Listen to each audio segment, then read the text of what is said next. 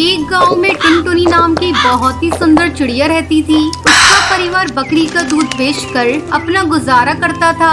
एक सुबह टुनटुनी की माँ टुनटुनी से कहती है, टुनटुनी, सुबह सुबह क्या तू बकरियों के साथ लग जाती है? चल घर के काम में मेरा हाथ बटा। ओहो माँ, तुम भी ना, काम तो तुम भी कर सकती हो। मुझे तो बकरियों के साथ खेलना अच्छा लगता है। थोड़ा बहुत घर का काम भी सीख ले। अच्छा ठीक है ना, सीख लूंगी बस। टुनटुनी को बकरियों के साथ खेलना बहुत अच्छा लगता था। वो सारा दिन बकरियों के साथ लगी रहती थी। एक दिन शहर से एक कालू नाम का अमीर कौआ गांव घूमने आया। अरे वाह, कितना सुंदर गांव है, कितनी हरियाली है यहाँ। यहाँ चारों तरफ खेत ही खेत, बिल्कुल शांति है यहाँ। तभी उसे टुनटुनी नजर आती है। उसे टुनटुनी से प्यार हो जाता है। कौवा घर जाकर अपनी माँ से कहता है, माँ, मुझे गांव में एक चिड़िया पसंद आई है, मैं उसी से शादी करूँगा। गांव की चिड़िया से तू कैसे शादी कर सकता है?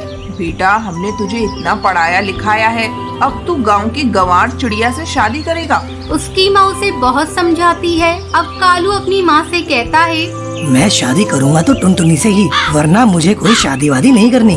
देख ले बेटा, गांव के लोग तो दहेज में कुछ नहीं देते। मुझे दहेज भी नहीं चाहिए, हमारे घर में किसी चीज की कमी नहीं है। अच्छा ठीक है, करवा देंगे तेरी शादी। अब चंपा कौवी कालू का रिश्ता लेकर टुनटुनी चिड़िया के घर जाती है। चंपा कौवी टुनटुनी की माँ से कहती है, हम टुनटुनी के लिए अपने लड़के का रिश्ता लेकर आए हैं। बहन जी, हमारे पास देने के लिए तो कुछ भी नहीं है। अगर फिर भी आप रिश्ता करना चाहते हैं तो हमें कोई परेशानी नहीं है।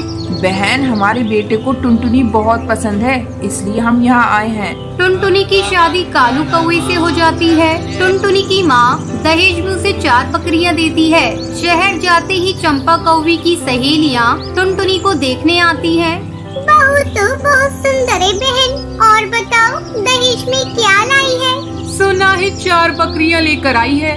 हमारी बहू बहुत अच्छी है, गांव की है तो क्या हुआ, तुम लोग तो बस फालतू की बातें करते रहते हो।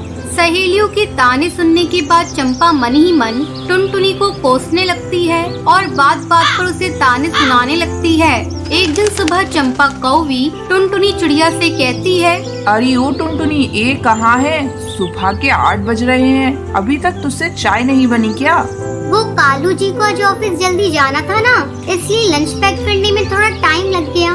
तेरे बहाने तो हमेशा ही तैयार रहते हैं। जैसे बहाने तैयार रखती है वैसे काम भी कर लिया कर। ठीक है माँ जी, आगे से ध्यान रखूंगी। एक दिन चंपा अपनी सहेलियों को खाने पर घर पर बुलाती है। एक सहेली चंपा से कहती है, अरे तुम्हारी बहू कहाँ है? दिखाई नहीं दे रही। यही होगी कहीं, घर में कहीं दिख तो नहीं रही। तुम बैठो, मैं आवाज लगाती हूँ उसे। हाँ हाँ, जल्दी बुलाओ। चंपा टुनटुनी को आवाज लगाती है, लेकिन टुनटुनी घर पर नहीं होती। कुछ देर बाद टुनटुनी घास की गठरी लेकर आती है। चंपा की सहेली चंपा से कहती है, देखो आ गई तुम्हारी गांव वाली गवार बहू, घास की गठरी लेकर। कहाँ घूम रही है टुनटुनी? कहीं नहीं माँ जी, वो बकरियों की घास लेने गई थी। यहाँ शहर में तो कहीं घास नहीं मिलती ना, तो दूर से ही लेकर आई हूँ। बकरी भी कोई पालने की चीज है। ये सब देखकर चंपा को बहुत गुस्सा आता है। चल ठीक है, जल्दी खाना बना, सबको भूख लगी है।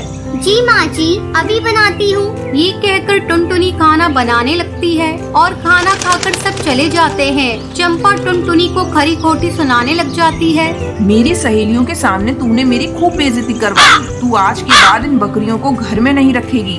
नहीं माँ जी, ये बकरियाँ कहाँ जाएंगी शहर में? ऐसा मत करिए। कहीं भी जाए मुझे इससे क्या, मुझे ये बकरियाँ यहाँ नहीं दिखनी चाहिए।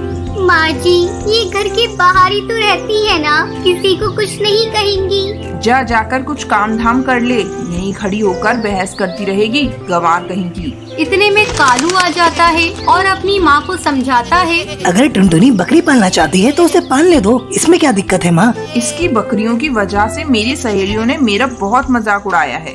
बकरियाँ ही तो हैं, रहने दो ना। जब हम टुनटुनी के घर जाएंगे उसके मम्मी पापा से मिलने, तब छोड़कर आ जाएंगे। कुछ दिनों के बाद चंपा की तबीयत खराब हो जाती है। कालू चंपा को लेकर हॉस्पिटल जाता है और डॉक्टर से कहता है, डॉक्टर साहब, मेरी माँ की तबीयत बहुत ज्यादा खराब है। क्या हुआ है?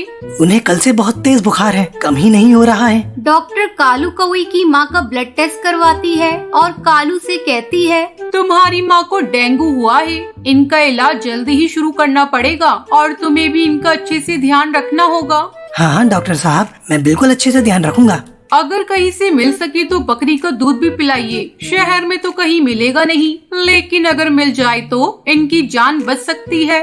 बकरी तो हमने घर में ही पाली हुई है डॉक्टर साहब। अरे वाह, ये तो बहुत अच्छी बात है। बकरी का दूध जितना हो सके उतना पिलाइए इन्हें। ठीक है डॉक्टर साहब, बिल्कुल मैं इन्हें जरूर पिलाऊंगा। टुनटुनी रोज बकरी का दूध निकाल के चंपा को पिलाती है और अपनी सास का बहुत ख्याल रखती है। कुछ ही दिनों में चंपा कौ भी ठीक हो जाती है और वो टुनटुनी से कहती है, मुझे माफ कर दो टुनटुनी। बेटा, मैंने तुम्हें कितना कुछ कहा। आज तुम्हारी इन बकरियों की वजह से मेरी जान बच गई। ये तो मेरा फर्ज था माँ जी।